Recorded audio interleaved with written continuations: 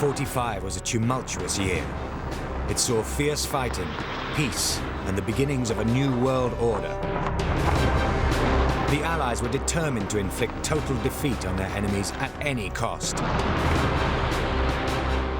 But following victory, the big three, Britain, America, and the Soviet Union, fought each other for supremacy. The shape of the world we live in today is the legacy of events of 1945.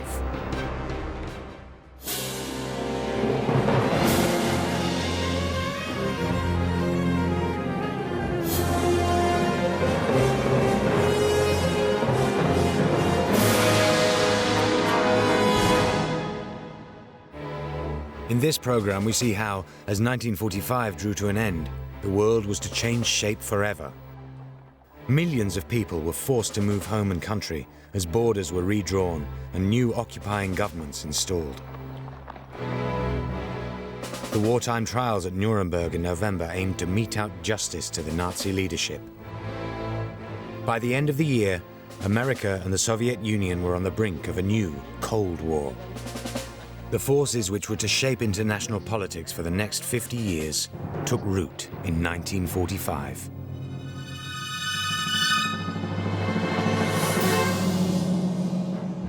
By the autumn of 1945, the Second World War was over. Germany and Japan had been defeated, but at an unimaginable cost. Across the world, 55 million people had been killed. The use of the atom bomb against the Japanese people had changed the very nature of warfare itself. Defeated countries were under the military and political control of the victors, with no idea when this would end. Germany was divided into zones controlled by America, the Soviet Union, Britain, and France. By August, Japan was occupied by the Americans alone. Countries across the world had been devastated by the war, and although the victors were concerned about global security, reconstructing their economies at home was a major priority. Only America had escaped the war unscathed. The mainland United States had not been invaded, had not been attacked, nothing had happened. So its industrial position was unimaginable. In a sense, it was way up there, and everyone else was down here.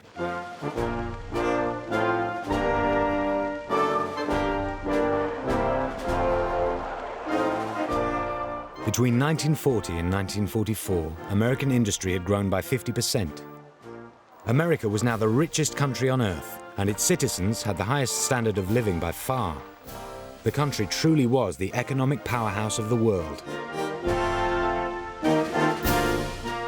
The United States had had a good war. This was a war that had returned prosperity to the American people, that had restored the American people's faith in capitalism and abundance, in their sense that the American dream was still alive, that the prospects for the future never looked brighter.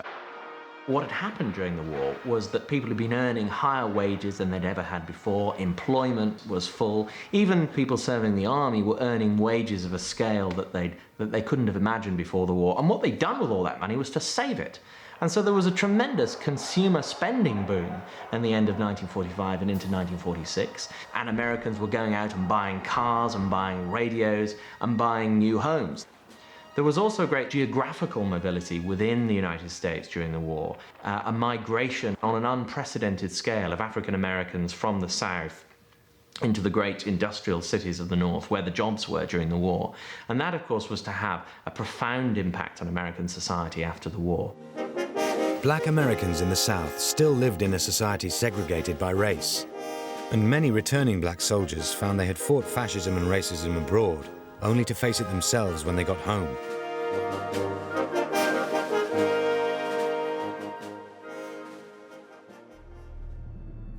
There was no big fanfare on coming home, though it was good to see my family. Prejudice was just the same as before the war, but instead of anger, I focused on finishing my education. I went to post-grad school and got my master's, but when it came time for applying to the major corporations, I was in for a shock. Though I got interviews, it was my white counterparts that were offered the jobs, some of whom I had assisted. Despite being better qualified than most, and my contribution to the nation as a combatant soldier, The options for me as an African American were not wide enough. There's no doubt that the experience of African Americans during the Second World War sowed the seeds for the future civil rights movement. A movement which was paralleled in the British Empire as demands for independence in India and elsewhere grew to a clamour. But it was, however, an empire which Britain could ill afford. As the only country which had fought all through the war, Britain was victorious, but bankrupt. For the British people, life in peacetime was to be a bitter continuation of wartime deprivations. In a perverse way, the British predicament at the end of the Second World War was the worst, because while the Germans had a profound sense, not of guilt, but of defeat, they knew they'd lost, the British thought they'd won. Everyone had imagined there would be an exultation about victory, but in the end, when they actually stood among the rubble of the Blitz and the rockets in England and the poverty of a nation that had bankrupted itself, somehow it all seemed terribly disappointing. And somehow the two latecomers to the Second World War, the Russians and the Americans, both of which had not joined in as a matter of principle, but only because they were attacked, had come out as top dogs.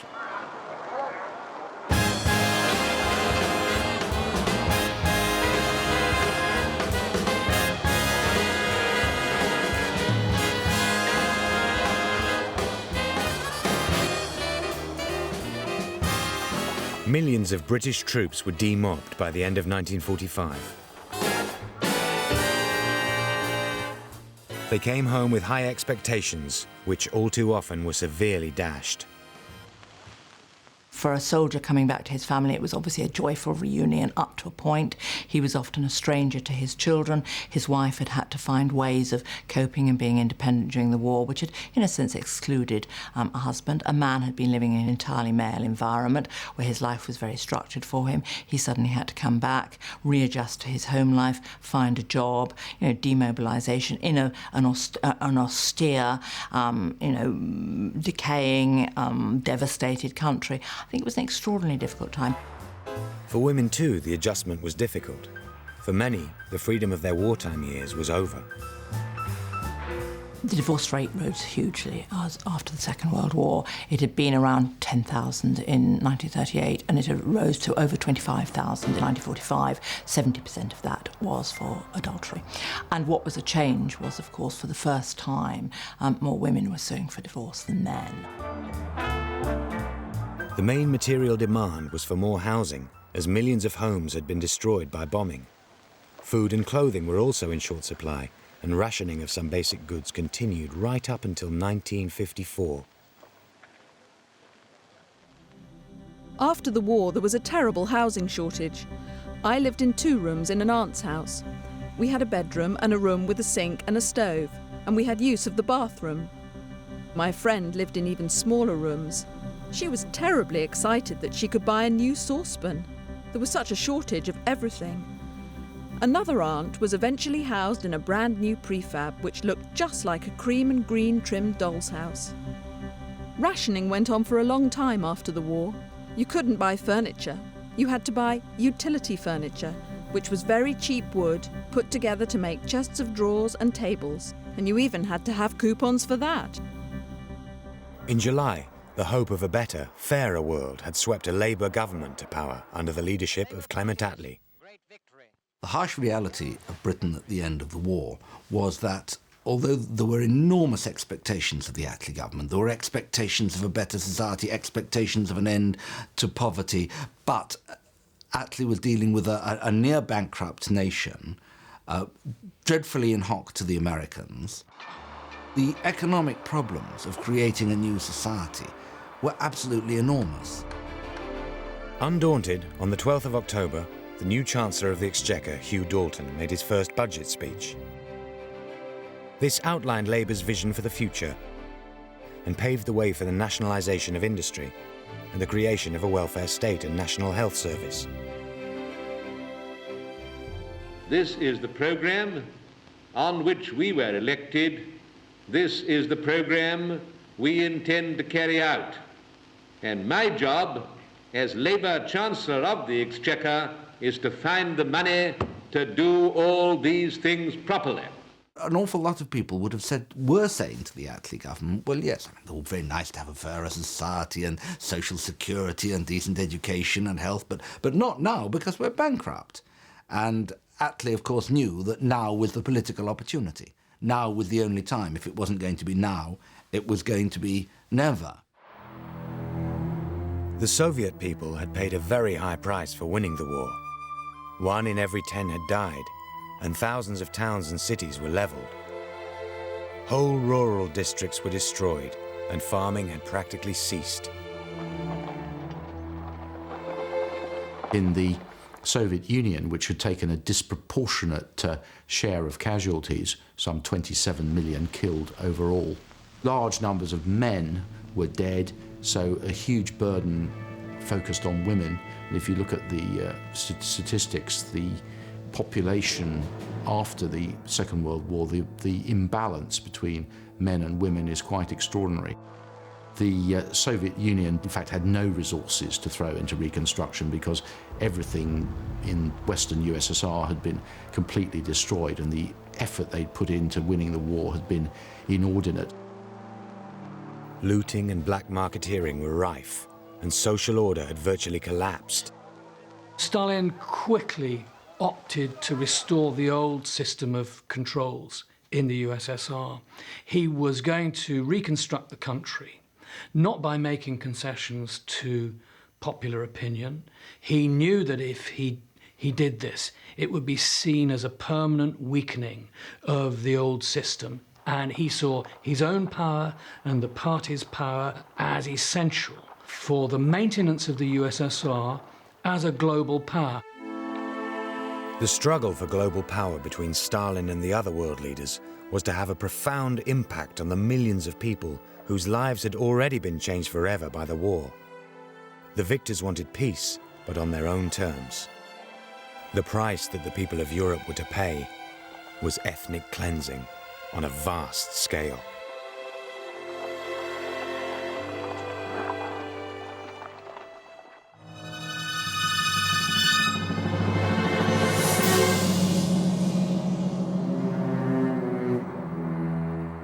The autumn of 1945 saw the dawn of a new post-war era. America had the most powerful economy in the world.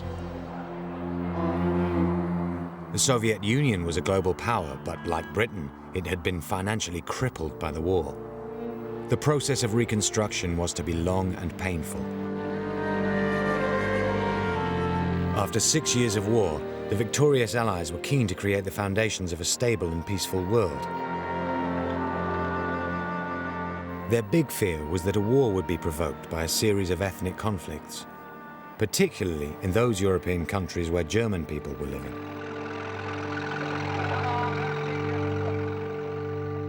There were many millions of ethnic Germans, German-speaking people, who lived right across Eastern Europe and who'd done so, in many cases, for decades, if not centuries.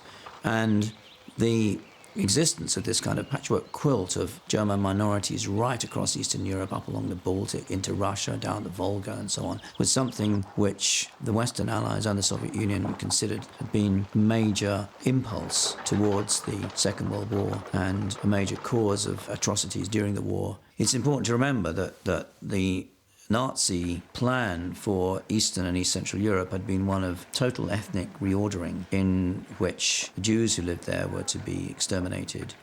Up to 30 million Slavic inhabitants were to be allowed in the longer term to die of starvation or to be worked to death.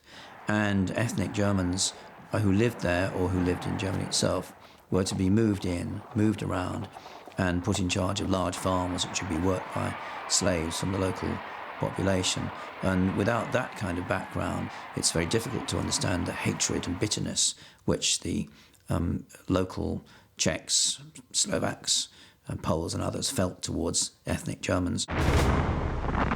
The policy of ethnic transfer, what we now call ethnic cleansing, was well established before the war ended. As Stalin's Red Army moved west, ethnic minorities were removed to eliminate conflict or dissent. In late July 1945, at the Potsdam Conference, this policy got the official stamp of approval. Churchill, Stalin and Truman backed the mass deportation of ethnic Germans from their homes across Europe, including those living in Poland, Czechoslovakia and Hungary. Potsdam delineated a new map. It redrew the boundaries for many of the countries of Eastern Europe. The big change occurred with the moving of Poland westwards. The country was moved across so that it gobbled up a piece of Germany, but it released a piece of its own territory to the USSR. So various territorial redrawings took place. And while these were being done, ethnic cleansing also took place. Before the war, a third of Poland was made up of Ukrainians, Jews and other different nationalities. By 1948, 95% of its inhabitants were Polish Catholics. While the Soviet Union looked after the transfer of populations in the Ukraine and Poland, Britain and America organized the transfer of ethnic minorities in the West. One saw after the war something on the order of 12 million people traveling from one part of Europe, often their homes for generations, to another part because they happened to share ethnicity. Perhaps not history, perhaps not tradition, perhaps not for generations had they been there. Nevertheless, they were forced to go. My family lived in Karlsbad in the Sudetenland. One day, all German women and children were told to pack a few things. My mother, siblings and I were taken to a camp. Then we were ferried in dark cattle trucks to West Germany. There we were sent to another camp until we ended up in a tiny village in the area of Thüringen. From here I walked every day for an hour through the snow to work in a toy workshop. I had to earn money for us to eat. My employer felt sorry for me. He told me to look for work in a local family instead. So I found a job helping a woman in the house. She said, let's give it a try for a month. On the 28th day, I was so frightened that I would have to leave the next day. I began to weep. But they told me I could stay, and I lived there for the next 2 years. It was a dreadful period for the Germans in particular, who were fleeing with just what they could take into their hands, into the new Germany, where they weren't welcomed. For the Poles who were dumped in Silesia, they could move into German houses. But there was a lot of wreckage in the new Poland, and the task of economic reconstruction was only just beginning. So for very, very large numbers of people, the war had been bad enough, but the immediate post-war period was almost as bad. Millions of people were forcibly removed from their homes, 12 million of whom were Germans. And the borders of Europe were literally redrawn beneath their feet. It became a continent primarily of ethnically separate countries. The exception was Yugoslavia. Its wartime nationalist resistance had grown into a massive political force. By the end of the war, it had captured enough states to create the new country of Yugoslavia under the leadership and control of General Tito.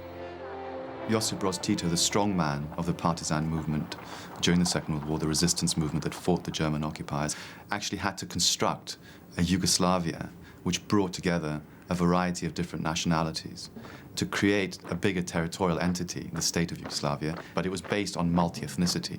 It was based on the idea that you can pull together a variety of different ethnic groups, and slowly these people will believe in a Yugoslav nation and start calling themselves Yugoslavs, which made it completely different from the other states in the region.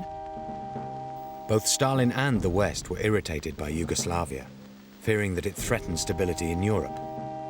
The West feared a communist state in the region. Stalin hated a communist state which he did not control. Until his death in 1980, Tito managed to withstand both external and internal pressure on the boundaries of Yugoslavia. But in the 1990s, his dream of a multi-ethnic society collapsed into bloody civil war. Stability in Europe was not the only ambition of the Allies.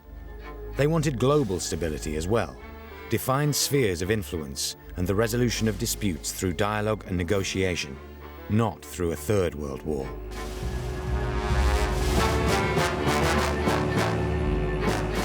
Even before victory was secured, Churchill and Roosevelt had started to talk about the rules and institutions which would be needed to maintain peace and security when the war was over.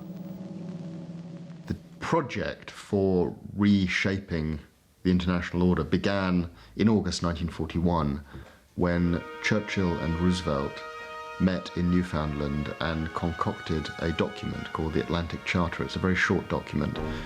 And it basically proposed a new world order, a world order based on rules, and premised on three basic foundations. Firstly, that states would be subject to limits on the use of force. War would be outlawed.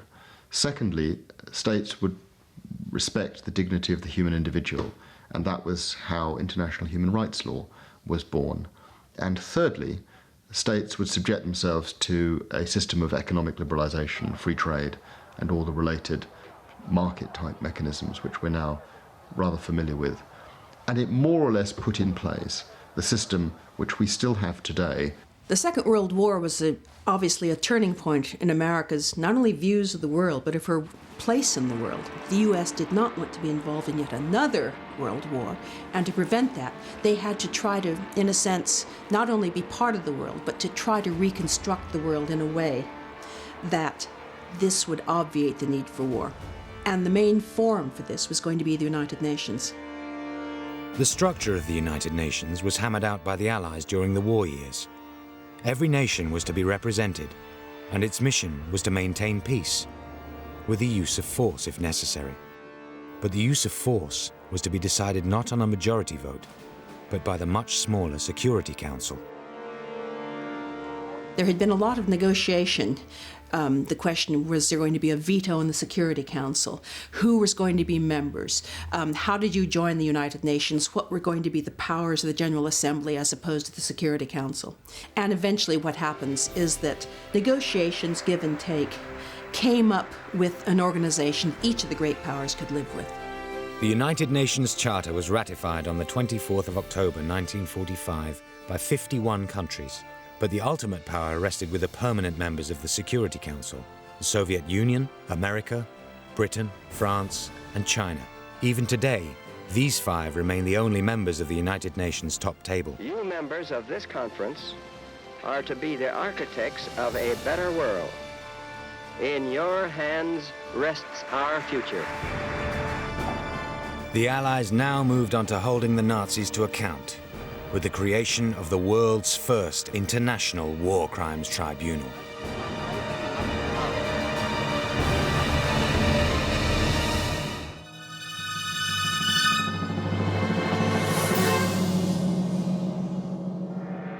By November 1945, a World Peacekeeping Council, the United Nations, had been created. Europe was being reshaped into single ethnic states. But the future of Germany in the New World Order had still to be agreed. None of the Allies wanted a resurgent, aggressive Germany in the heart of Europe. Germans were still living in a very miserably poor situation where there was still a lot of bomb damage to be cleared up, although the effort to clear up bomb damage under the supervision of the Allies started almost straight away and was carried out particularly by women, the so-called rubble women who cleared away the rubble. They were living in conditions where currency was losing its value and where the black market, which had already begun under the Nazis in the later years of the war, reached epidemic proportions. Germany was a major problem for governments because there was virtually nothing left, and what they didn't want to do was to recreate what they had seen before. The job was to rebuild Germany, but to punish the Nazis. To denazify Germany, the Allies had to identify those who had been active in the Nazi regime and those who were in effect fellow travelers.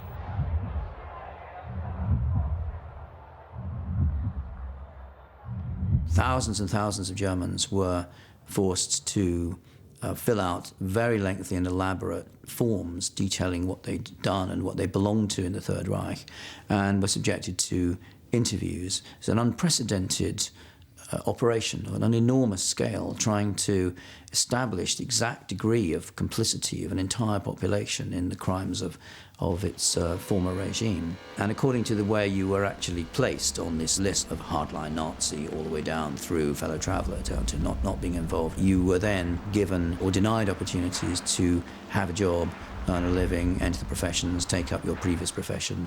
And of course, this very quickly became the object of a great deal of political manoeuvring, as people who had been very heavily implicated in the regime tried to get testimonies to convince the denazification tribunals that they'd in fact only been fellow travellers, or fellow travellers that they'd really not been involved at all. There's a lot of evidence that Nazism had penetrated more deeply into the mentality of younger Germans than it had amongst older ones. The Allies mounted a massive re-education programme with new school textbooks, with an attempt to find teachers in schools who would be committed to democratic values, with radio programmes, films. After the war, Russian soldiers moved into our town. At the cinema, we were shown films of the release of prisoners from concentration camps. My parents, I, and everyone I know were absolutely horrified. Anyone closely connected with the Nazi Party was removed from their jobs. I don't know if my father was a member of the Nazi Party, but a lot of people were. They had to be. The husband of my mother's best friend was a teacher. He lost his job and was cutting wood to make money. People did what they could to survive. Lots of people left, and I thought we had to go as well. But father said no, we should stay. He was a children's doctor and was needed to work in the hospital. He also had to look after the Russian soldiers and their wives, so he and we were pretty much left alone.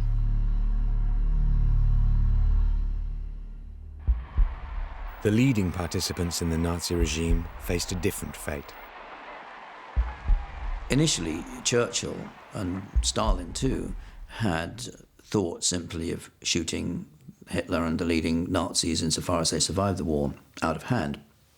But they were persuaded eventually that it would make a lot more sense and perhaps have a more educative effect and, of course, emphasize the rule of law, which had suffered so badly in Nazi Germany, if they put them on trial before an international military tribunal. So what was envisaged was to create an international tribunal which would exercise jurisdiction over individuals for illegal war, for war crimes, for crimes against humanity.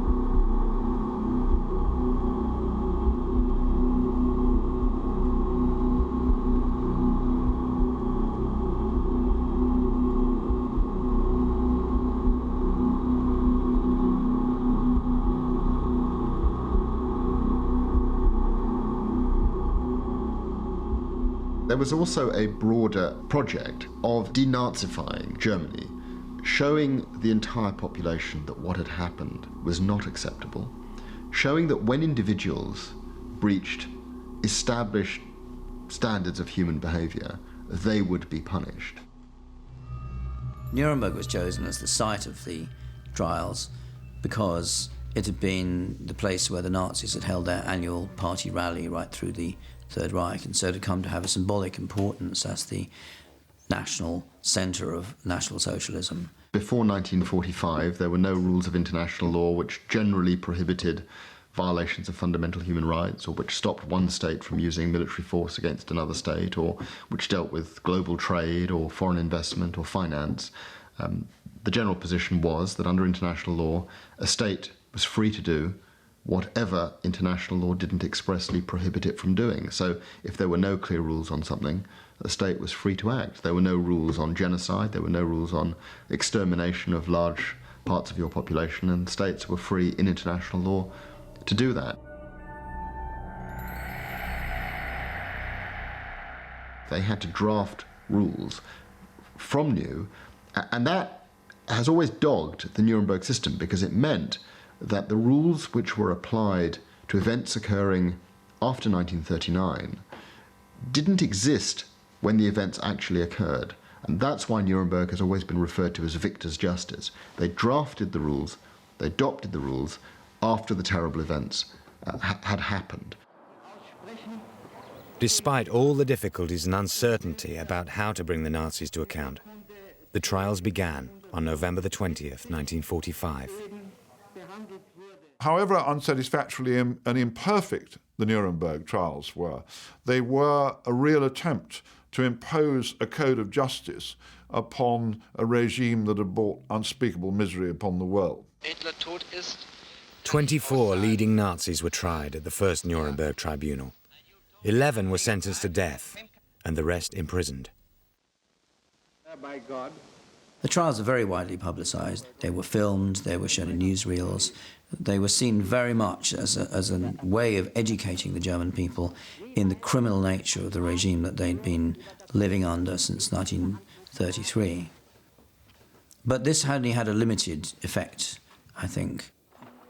You can't change a people overnight. And although these efforts were very widespread and very seriously undertaken, there was a growing belief amongst Germans that they too had been victims of the war.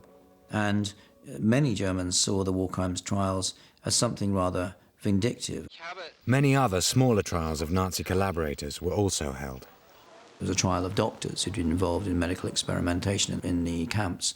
There was a trial of lawyers who'd been involved in the perversion of justice and the meting out of death sentences for trivial offences and many other things.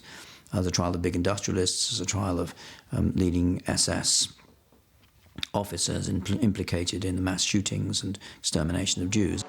Over 1,700 individuals were tried between 1946 and 1949. With hundreds of Nazis imprisoned or executed for war crimes. But many other Nazis escaped justice. We may say 60 years on how terrible it was that a lot of evil men escaped to Spain or to South America and so on. That a lot of Western soldiers, they'd had enough. They didn't want retribution. They just wanted peace. Yes, virtually all the top Nazis were caught. Yes, as many of the architects of the concentration camps who could be found were brought to justice. And yes, summary justice was extracted by the Russians in particular. But otherwise, a lot of very bad men slipped away into the cracks of Europe and were never seen again in the West. In Japan, justice was also pursued by the Allies. Trials began in Tokyo in May 1946 under American supervision. Here, hundreds of Japanese officers were tried for war crimes and crimes against Allied prisoners of war. But many more were to escape justice as the Cold War began to overshadow American international politics. The roots of this Cold War, which would last nearly half a century, could already be seen in the last months of 1945.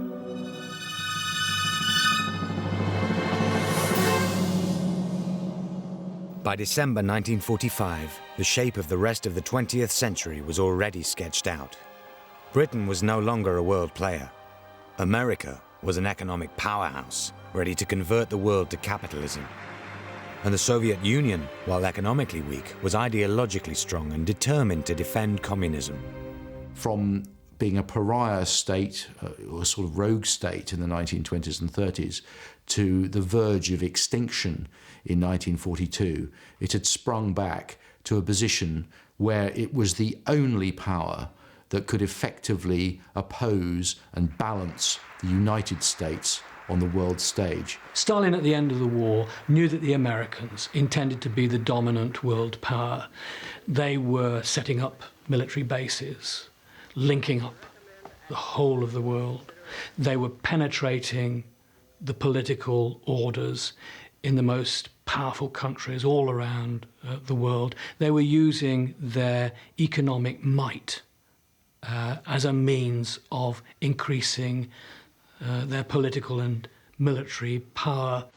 By the end of 1945, the Soviet Union was well on the way to being one of the two superpowers. It did not have working nuclear weapons, but it was working on them and would have them within 4 years. In August 1949, the Soviet Union ran their first successful atomic test.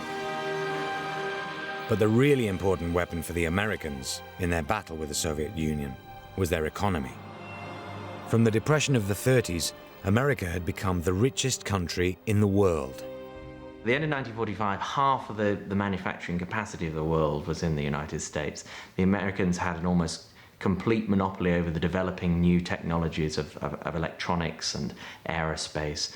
The United States was, far from being bankrupt, was a massive creditor nation.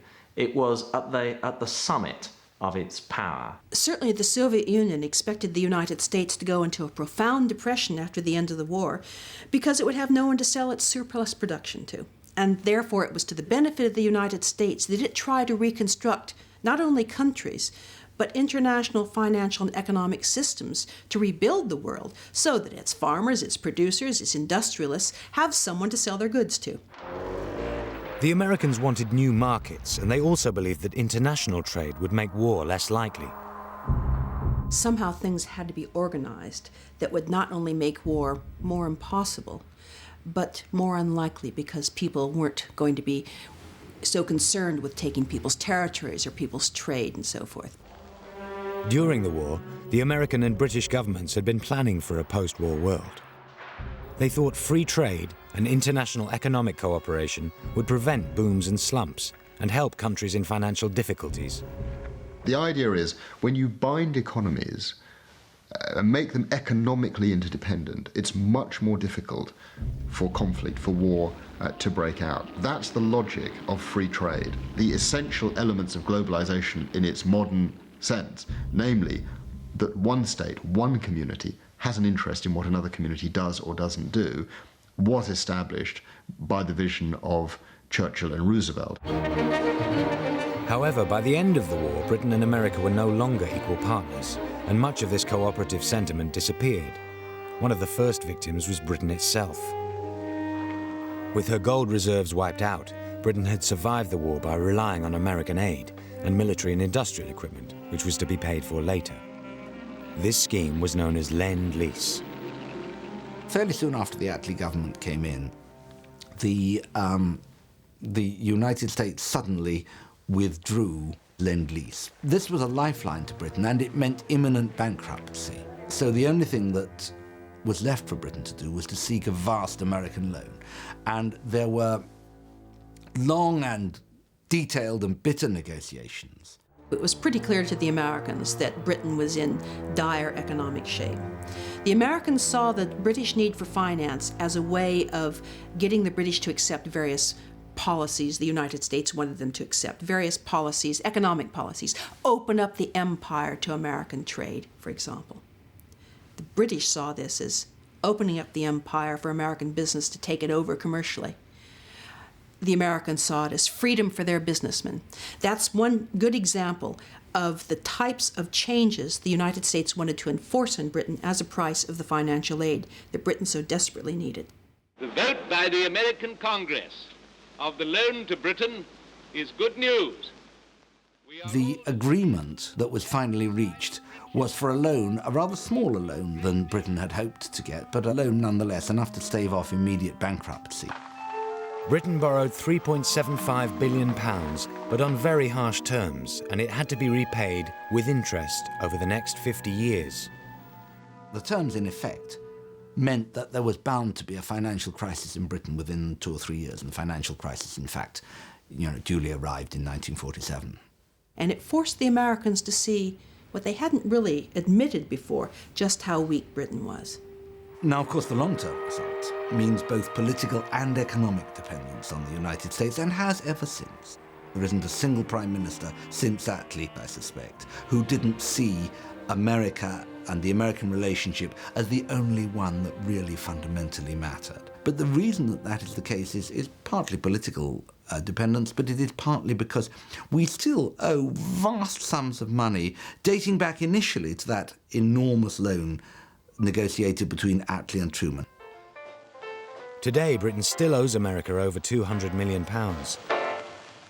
Of any other country. But in 1945, Clement Attlee, the British Prime Minister, was not deterred by the attitude of the Americans. He refused to be deflected from his plans for social reform.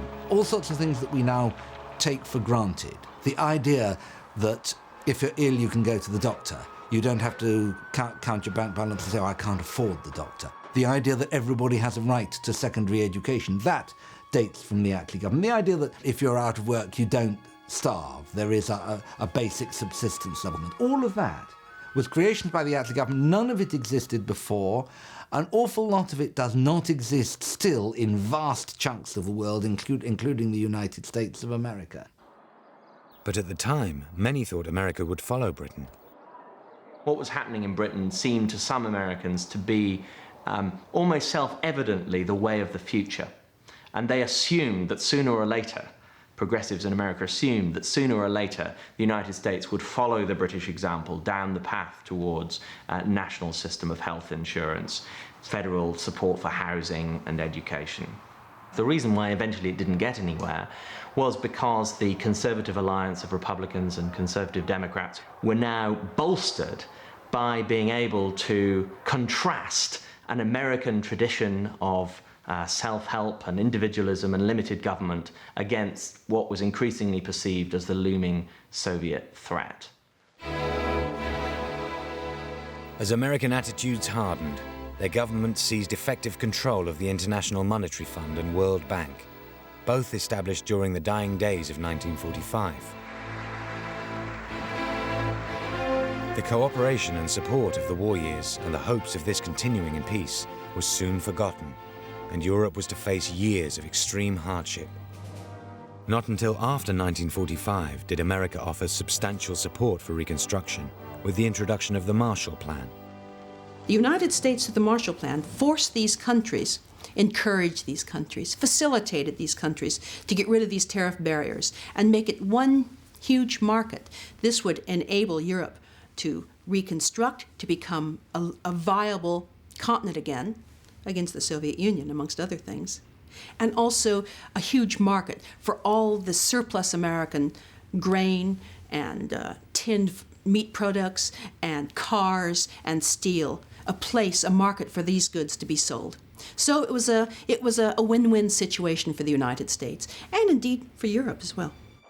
West Germany, with the help of Marshall Aid, also began to recover, and by the late 1950s, began to boom. What really made the difference in the end to the way the Germans thought about democracy was the experience of the so-called economic miracle in the 1950s. The economy, thanks to Marshall Aid from the Americans and thanks to many other factors, had really taken off. And it finally became clear to Germans that democracy, in West Germany at least, could deliver prosperity in a way that the Weimar Republic in the years before Nazism had signally failed to do. In Japan also, America saw the importance of its occupation to ensure both the reconstruction of the country from the devastation of war and the creation of an ally against what they saw as a growing communist threat from China. America ended its occupation of Japan in 1952, by which time Japan had a healthy economy and political democracy. By the end of 1945, the world was dividing into two ideological blocs. The Soviet Union was imposing communism on the countries it had liberated from Germany at the end of the war, while America was extending its political influence in the West. These opposing views would dominate global politics for nearly 50 years. At the end of 1945, we have a world transformed. You have a United States of unimaginable power, strength, wealth, and influence. You have a United Kingdom that is aware of its weakness, but also aware even more of how much it has to cleave together with the United States, which is one major reason why they, in a sense, as far as they can, go along with what the United States wants. But you've also got a Soviet Union that, in a sense, has reverted to its pre-war position of being seen as an enemy. So you have a situation where the three allies, for various reasons, have to work together, but maintain a wary distrust. And this made for a post-war world of tension and some danger, and certainly a lot of unexpected outcomes. As 1945 came to an end, millions hoped that they and their children and grandchildren would never see the like of the last 6 years ever again. There have been wars, terror, and genocide since, but many millions have also experienced relative peace and prosperity.